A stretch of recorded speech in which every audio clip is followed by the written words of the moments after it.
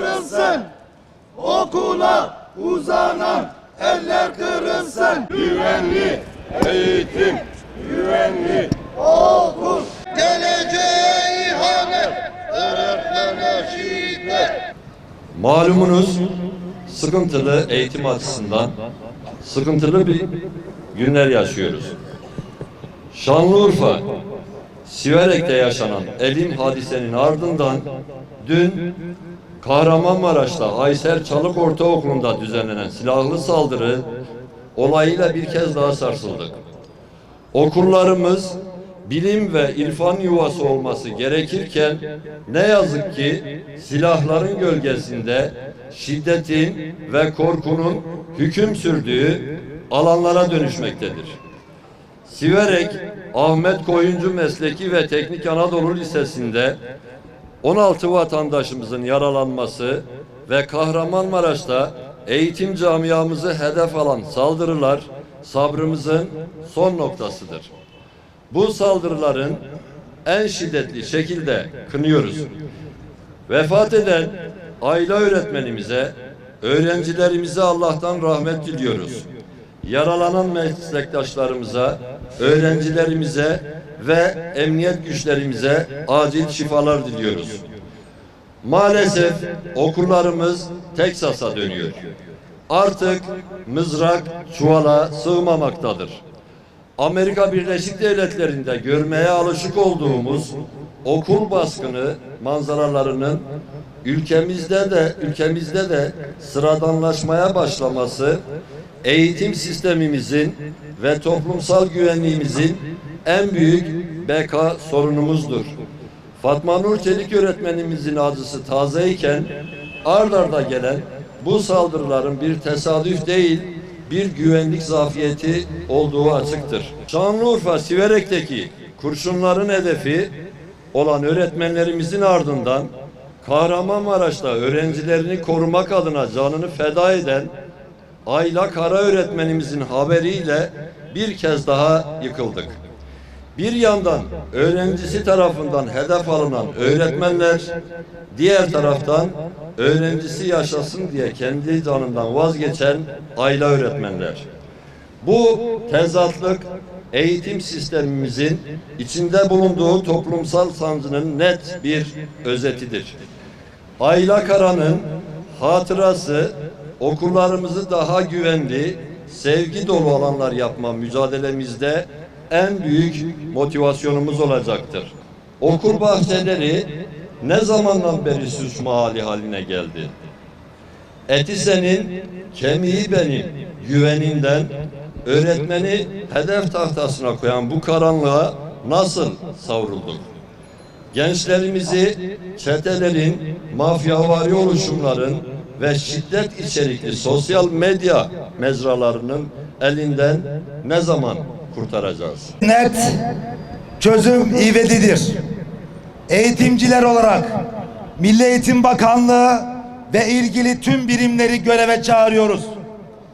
Kağıt üzerinde kalan kınama mesajları değil, sahada karşılığı olan somut adımlar bekliyoruz. Her okula istisnasız profesyonel, eğitimli güvenlik görevlisi ve okul polisi tahsis edilmeli, giriş çıkışlar sıkı denetim altına alınmalıdır. Okullar sahipsiz bırakılmamalıdır. Öğretmenlik meslek kanunu etkin bir biçimde uygulanmalıdır. Şiddete başvuranlara verilen cezalar sadece kağıt üzerinde kalmamalı, tavizsiz, ertelemesiz ve en ağır şekilde uygulanmalıdır. Eğitime uzanan eller kırılsın. Disiplin yönetmeliği sil baştan yazılmalıdır. Öğretmenin sınıftaki ve okuldaki etkisi iade edilmeli. Eğitimcinin eli kolu bağlanmamalıdır. Şiddet üreten medyaya dur denilmeli. Dizilerde, filmlerde ve sosyal medya mecralarında şiddeti yücelten, çeteleşmeyi özendiren içerikler sıkı denetlenmeli ve engellenmelidir. Bilişim ve çocuk suçlarında adli ihtisaslaşma sağlanmalıdır. internet üzerinden okullara veya şahıslara yöneltilen tehditlerin soruşturulmasında adli süreçler daha etkin ve daha hızlı işletilmelidir. Güvenlik tedbirlerini artırmanın yanında çocuklarımızı ve gençlerimizi şiddete sürükleyen veya şiddeti özendiren her alanın ve içerik merkezin denetlenmesi sağlanmalı. Şiddeti özendiren oyunlar ile ahlaki yozlaşmaya sebep olan sosyal medya içeriklerine karşı gerekli tedbirler ivedilikle almalıdır. Ve bu içeriklerin yaygınlaşması engellenmelidir. Erken uyarı ve erken müdahale mekanizmaları güçlendirilmeli, koruyucu, önleyici çalışmaların yaygınlaştırılması yönünde somut adımlar atılmalıdır. Okullarımızın rehber öğretmen normu artırılmalı, okullardaki rehberlik hizmetlerinin etkinliği ve verimliliği artırılmalıdır. Değerli basın mensupları ve kıymetli eğitim çalışanları, maalesef son 2 gündür hem Şanlıurfa'da hem Kahramanmaraş'ta yüreğimizi dağlayan, acımızı büyüten, yasımızı çoğaltan bu olayların henüz acısı yüreğimizi dağlamışken, tazeyken sosyal medya mecralarında bir takım videoların yayınlanmasını büyük bir sorumluluk olarak ifade ediyoruz. Bir şey meşru olmadan meşru olmaz. Birileri bu olaylar üzerinden bir takım hadiseleri, bir takım ritüelleri, bir takım kimlikleri yüceltmek mi istiyor? Neden dolaşıma sokuluyor? Dolayısıyla bir şey meşhur olmadan meşru olmaz gerçeğinden hareketle bu tür alanlara titizlikle engelle konulmalı ve bu tür önleyici tedbirlerle bu sorumsuzluğunda cezası ödetilmelidir. Devletin zirvesi eğitim paydaşlarıyla bir araya gelerek okulların güvenliği için ulusal strateji belgesi hazırlayıp ivedilikle hayata geçirmelidir. Biliyoruz ki artık bugünden sonra eski okullarımız yok.